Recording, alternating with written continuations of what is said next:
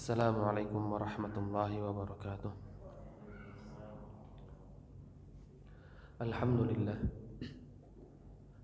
hamdan katsiran tayyiban mubarakan fihi kama yuhibbu rabbuna wa yardah. Asyhadu an la ilaha illallah wahdahu la syarika lah wa asyhadu anna Muhammadan abduhu wa rasuluhu sallallahu ala alihi wa sahbihi wa sallama tasliman mazida ma ba'd.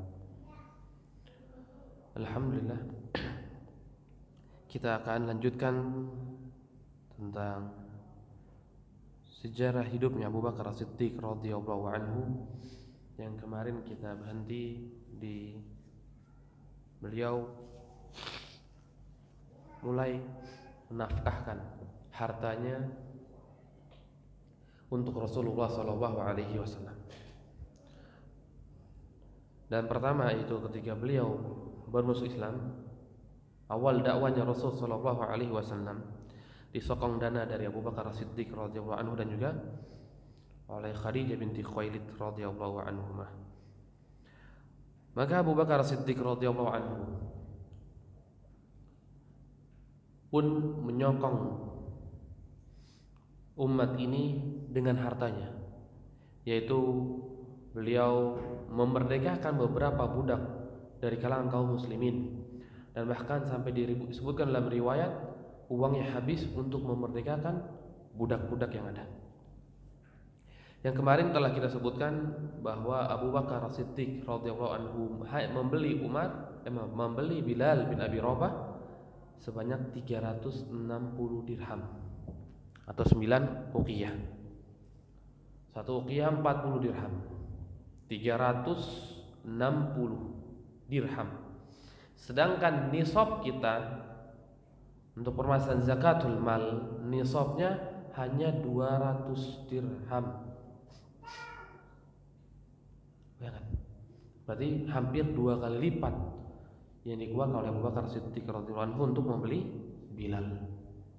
Dan kemudian dengan mudahnya Abu Bakar memerdekakan Bilal bin Abi Rabah untuk mengharap pahala kepada Allah Subhanahu wa taala. Tahunnya juga Abu Bakar As-Siddiq radhiyallahu anhu adalah orang yang pertama menjadi khatibnya Rasulullah sallallahu alaihi wasallam. Awwalu khatibir Rasulillah sallallahu alaihi wasallam. Beliaulah yang pertama menyerukan dakwah. Menyerukan dakwah la ilaha illallah di hadapan orang-orang Quraisy,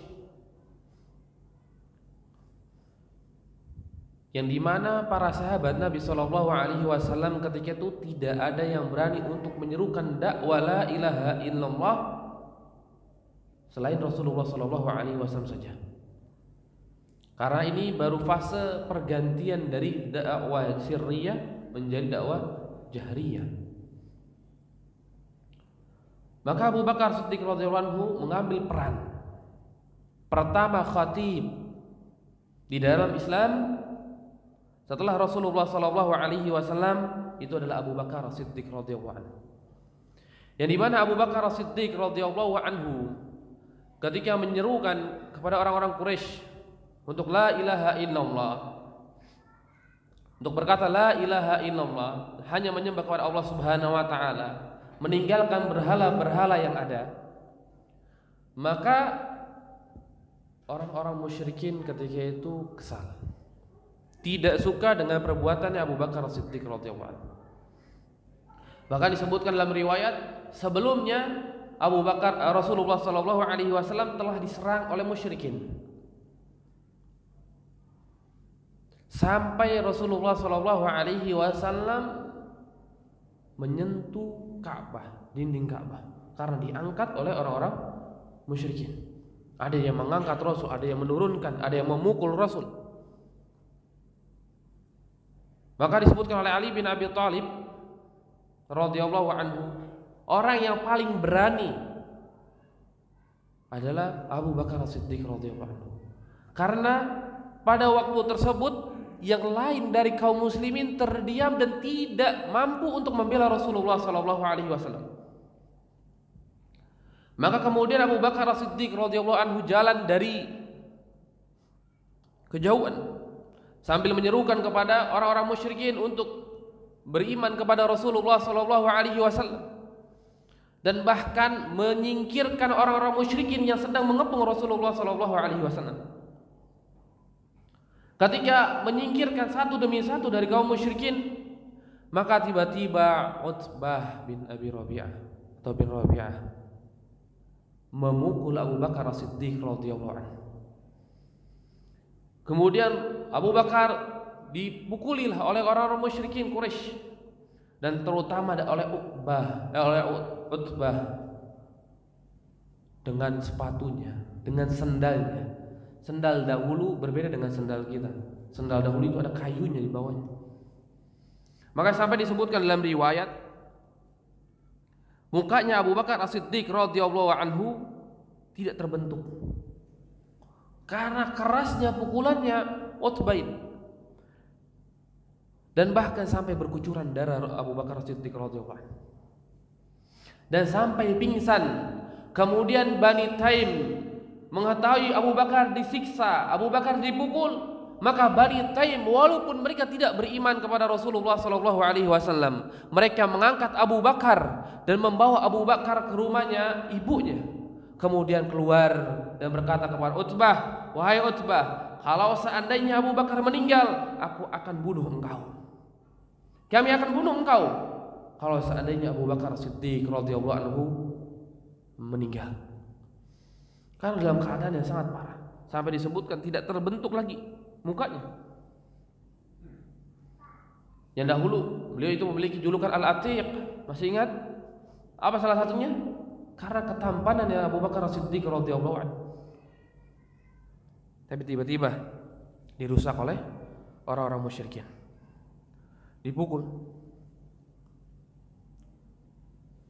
Sampailah di rumah orang Bani Taim kebingungan dengan Abu Bakar Siddiq radhiyallahu anhu. Karena ada Abu Bakar, ada orang mulia. Orang mulia. Dan Abu Bakarlah orang yang memegang keputusan permasalahan diat. Diat orang-orang Mekah, maka Abu Bakar yang memegang putusan tersebut. Maka orang penting, orang besar Abu Bakar Siddiq radhiyallahu anhu di kota Mekah. Maka Bani Taim kebingungan. Maka memerintahkan ibunya untuk merayu, memanggil-manggillah Abu Bakar, mudah-mudahan dia siuman.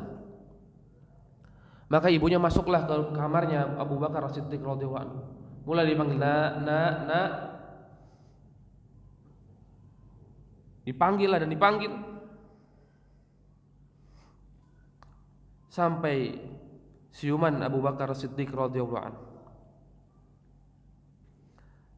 Setelah siuman,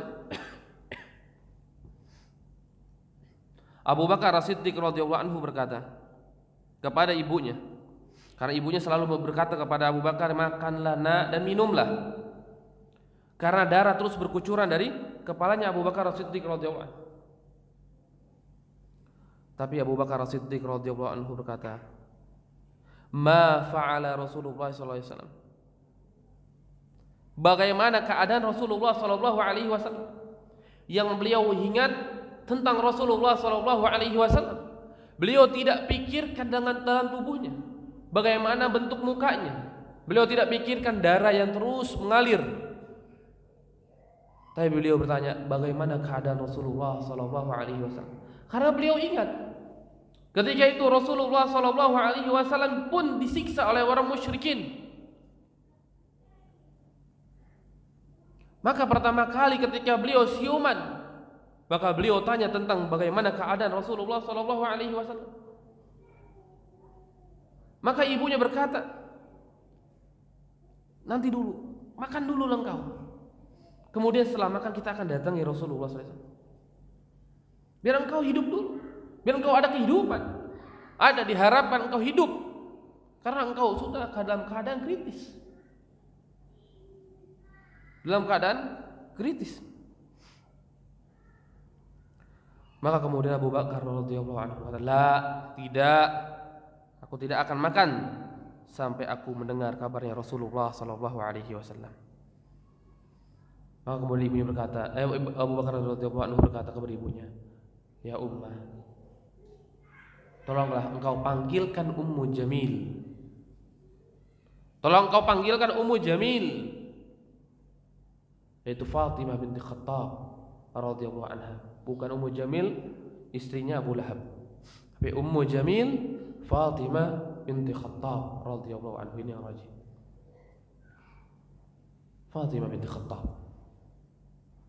Dan ketika itu Fatimah binti Khattab telah masuk Islam. Tapi Fatimah mensembunyikan Islamnya sampai saudaranya saja, yaitu Umar bin Khattab, tidak mengetahui tentang Islamnya Fatimah. Maka dimintalah oleh Abu Bakar As-Siddiq untuk ibunya datang ke rumah Fatimah binti Khattab untuk meminta keterangan tentang Rasulullah SAW. Kemudian ditanya kepada Fatimah, "Inna Abu Bakar yas'aluki an Muhammad ibni Abdullah." Sesungguhnya Abu Bakar bertanya kepadamu tentang Muhammad ibni Abdullah. Maka Fatimah ketika itu berkata, "Wallahi mali ilmu bi sahibika." Demi Allah, ma'arifu Abu Bakar wala Muhammad ibn Abdullah. Maka Fatimah berkata, aku enggak mengenal siapa itu Abu Bakar dan aku tidak mengenal siapa itu Muhammad bin Abdullah. Kenapa Fatimah bisa berkata demikian? Karena Fatimah telah diperintahkan oleh Rasul untuk menyembunyikan Islamnya.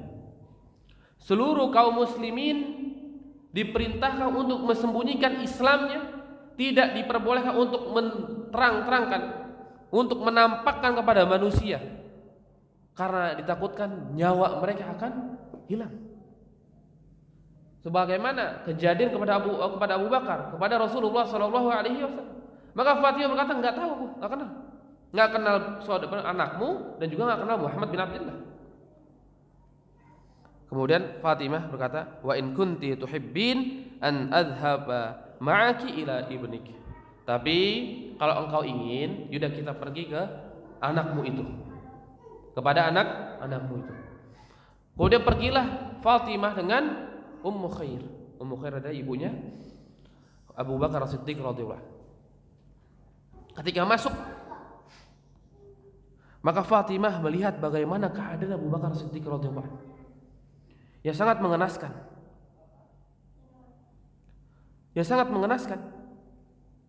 Yang sampai disebutkan beliau dalam keadaan sangat lemah dan sangat sakit. Kemudian berkata, "Wallahi Fatimah, inna qauman nalu hadza minka li ahli fisqi wa kufr." Maka Fatimah ketika itu iba dengan Abu Bakar Siddiq radhiyallahu anhu. Demi Allah, sungguh kaum Quraisy ini dia telah berbuat zalim kepada engkau dalam keadaan mereka kufur dan juga fasik.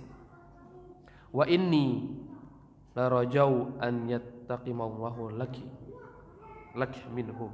Mudah-mudahan Allah Subhanahu wa taala memberikan balasan kepada orang-orang yang telah melukaimu.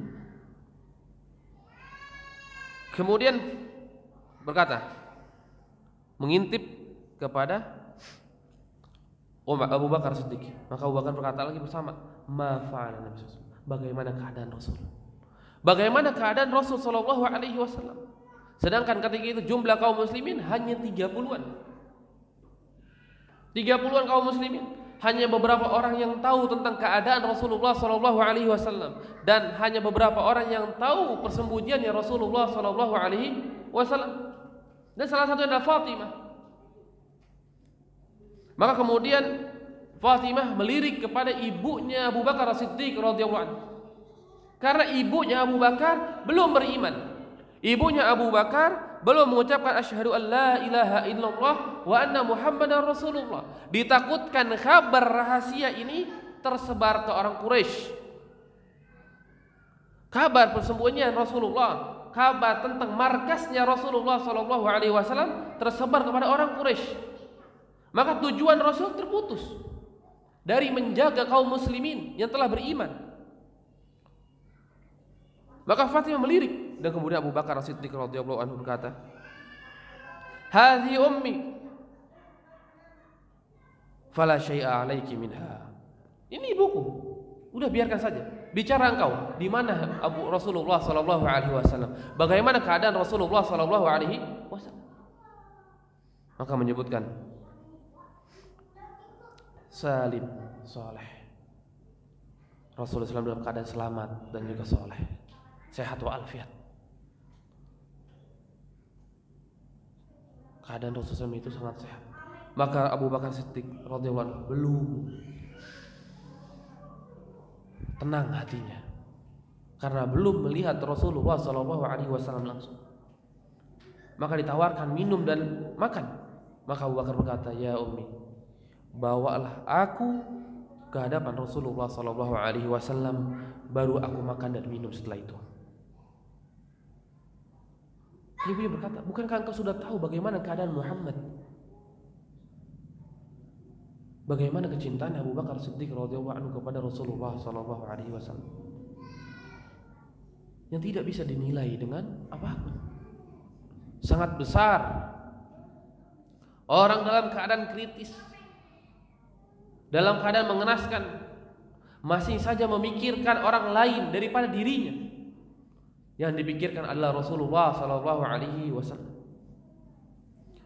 Maka kemudian Fatimah berkata, "Huwa fi daril ibni Arqam." Dia itu di rumahnya Arqam bin Abi Arqam. Rumahnya Arqam bin Abi Arqam adalah markasnya Rasulullah SAW di kota Mekah. Dan selama 13 tahun markas tersebut tidak ada yang tahu dari orang musyrikin bagaimana hebatnya Rasulullah SAW dalam menjaga kaum muslimin. Tidak ketahuan sampai Rasulullah SAW hijrah. Hebatnya Rasulullah SAW. Maka kemudian Fatimah melihat keadaan Abu Bakar tidak memungkinkan kita bawa sekarang. Maka Fatimah berkata, "Nanti, tunggu dulu." Maka ditunggulah oleh Fatimah dan juga ibunya sampai keadaan di kota Mekah tersebut tenang. Manusia sudah tenang. Sebagian manusia mungkin sudah masuk ke rumahnya. Dan Abu Bakar Siddiq sudah mulai sedikit lebih kuat untuk dibopong oleh Fatimah dan juga ibunya ke rumahnya Arqam bin Abi Arqam. Karena rumahnya Arqam bin Abi Arqam letaknya ada di sofa. Dan rumahnya Abu Bakar Siddiq radhiyallahu anhu tidak dekat dengan tempat tersebut. Jauh, butuh waktu, butuh tenaga. Maka ketika manusia sudah tenang, maka Abu Bakar diboponglah oleh Fatimah dengan ibunya sampai ke rumah Arqam bin Abi Arqam. Kemudian ketika mengetuk pintu rumah Arqam bin Abi Arqam, maka kemudian ketika itu Rasulullah SAW memeluk Abu Bakar dan berkata, "Bagaimana keadaanmu wahai Abu Bakar? Wajahmu demikian rusak, engkau berdarah." Maka Abu Bakar berkata, "Tidaklah mengapa wajahku ya Rasulullah. Yang lebih penting bagaimana keadaanmu ya Rasulullah." Allahu Akbar. Maka membuat seluruh kaum muslimin yang ada di rumah Arqam bin Abi Arqam menangis seluruhnya. Melihat bagaimana kecintaannya Abu Bakar As-Siddiq radhiyallahu anhu kepada Rasulullah SAW, yang tidak bisa ditiru oleh manusia, yang tidak bisa dilakukan oleh kita semuanya. Abu Bakar memiliki kecintaan kepada Rasul sangat besar.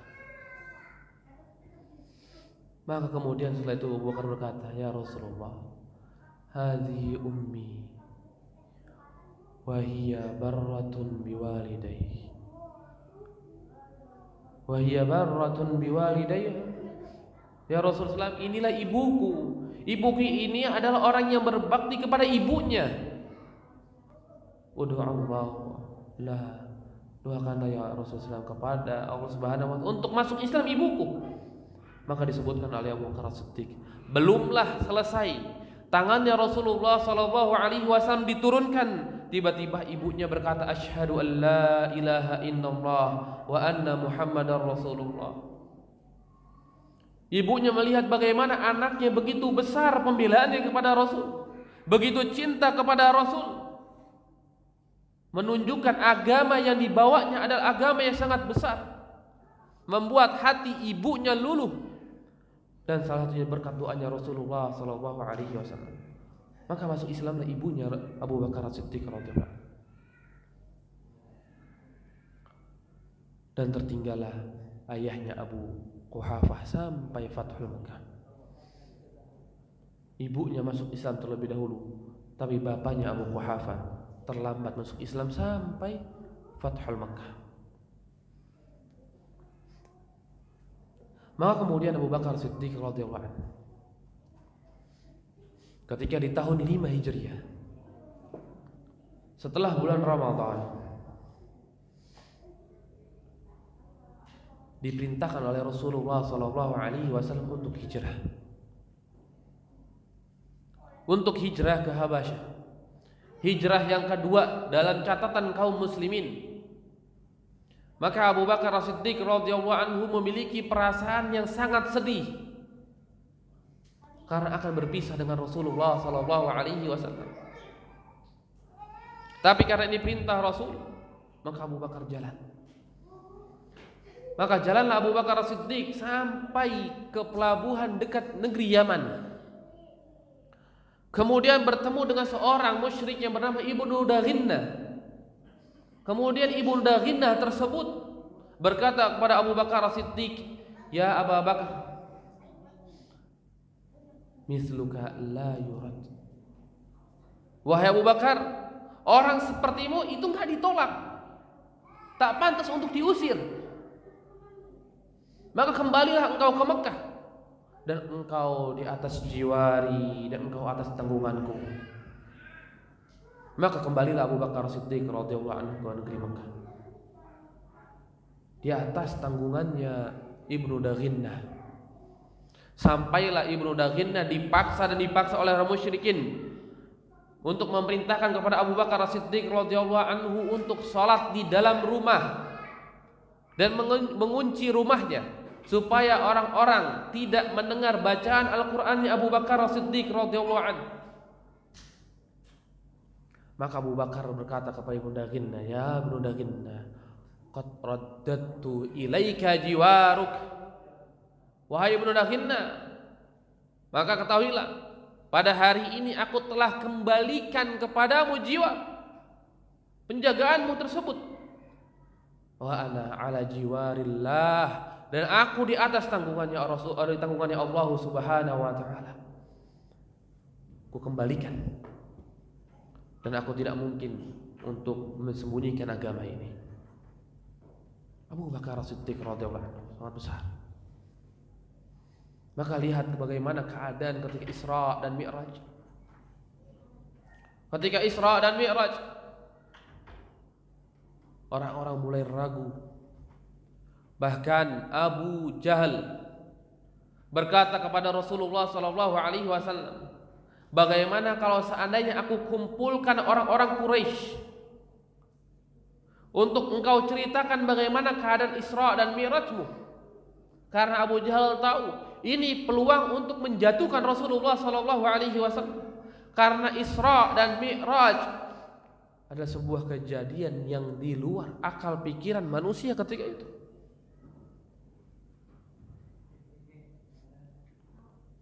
Maka Abu Bakar maka Rasulullah berkata iya.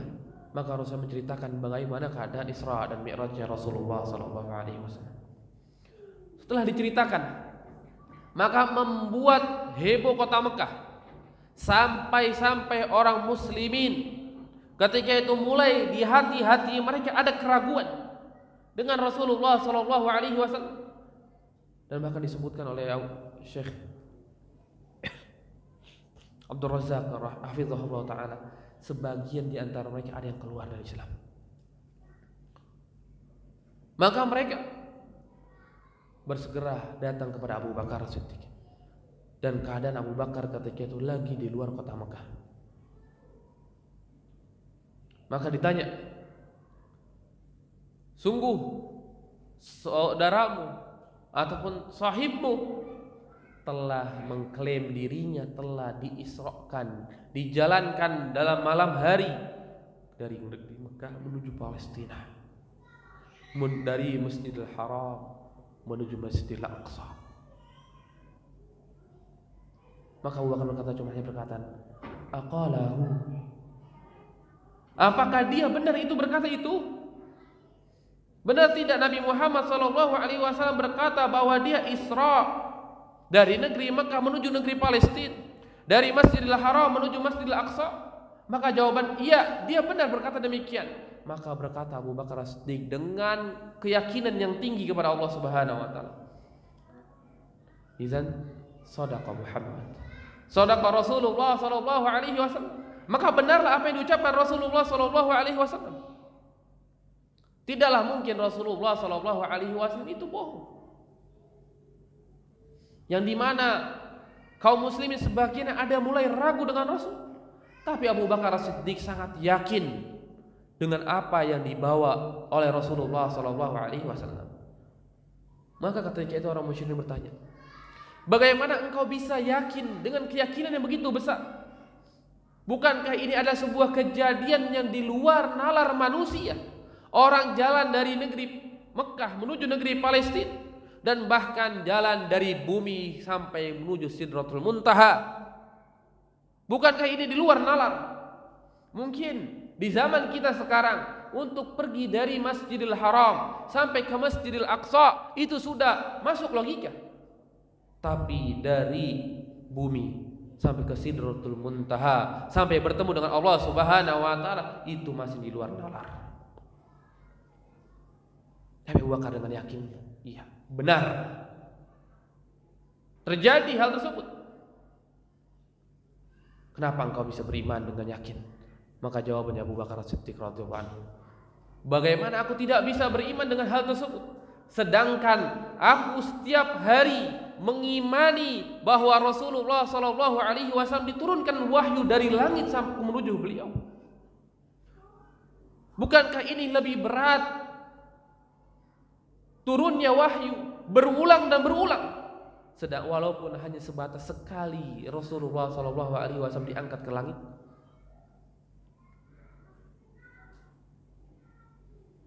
Maka kata itu membuat kaum muslimin yang sebagian yang ragu menjadi mantap keimanannya kepada Rasulullah sallallahu alaihi wasallam.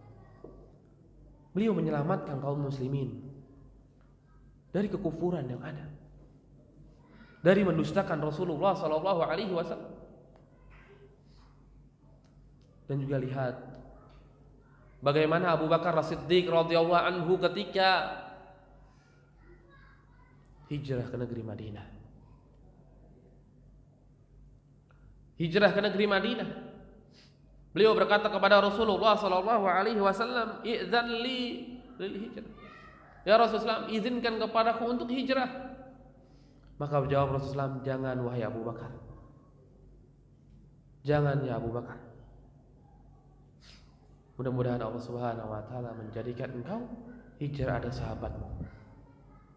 Maka Abu Bakar paham dengan perkataan dengan sahabatmu. Maka kemudian Abu Bakar As-Siddiq radhiyallahu anhu langsung membeli 2 unta yang kualitasnya bagus. Beliau beli dan beliau siapkan untuk hijrah bersama Rasulullah sallallahu alaihi wasallam. Kemudian beliau siapkan untuk orang yang menunjukkan jalan ke negeri Madinah. Karena semuanya itu membutuhkan uang yang banyak. Apalagi rute yang dilewati oleh Abu Bakar As-Siddiq radhiyallahu anhu adalah rute yang memutar.